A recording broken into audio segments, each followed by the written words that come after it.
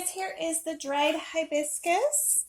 This is a little different from what you'll buy for tea. I'm hoping see if I can find that a it will be bumblebee. nice in tea. We will And see. all of them. I'm getting ready to pack it into a jar and save it for future products. It definitely would make a pretty top as well, possibly. Bumbles are Top. gone now. I don't know. I'm so excited though. Look at all that beautiful, beautiful bounty. This is a quick soapy minute. Sometimes you can forage for some beautiful things. You know, ask your neighbors. Maybe they have no need for their hibiscus. Cool is that? Isn't that beautiful? Beautiful. These were bright pink blooms and now they're purple.